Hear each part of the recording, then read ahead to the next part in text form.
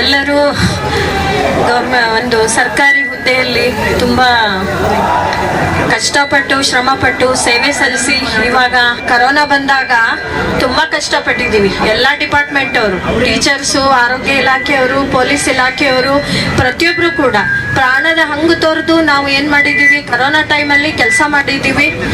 ಆವಾಗ ನಮಗೆ ಜೀವಕ್ಕೆ ಏನೇ ಅಪಾಯ ಆದ್ರೂ ಯಾರು ಅದನ್ನು ಒಂದು ಬೆಲೆ ಕಟ್ಟಕ್ಕಾಗ್ತಿರ್ಲಿಲ್ಲ. ಎಷ್ಟೋ ಜನ ಟೀಚರ್ಸು ಸತ್ತೋದ್ರು ಆ ಟೈಮಲ್ಲಿ, ಆರೋಗ್ಯ ಇಲಾಖೆಯವರು ಸತ್ತೋದ್ರು ಕರೋನಾ ಟೈಮಲ್ಲಿ. ಅಷ್ಟು ನಾವು ಅಂತ ಒಂದು ಕಷ್ಟದ ಸಮಯದಲ್ಲಿ ಕೆಲಸ ಮಾಡಿ ಬಂದಂಥವ್ರು ನಮ್ಗೆ ಯಾಕೆ ಸರ್ಕಾರ ಈ ಥರ ಒಂದು ಅನ್ಯಾಯ ಮಾಡ್ತು?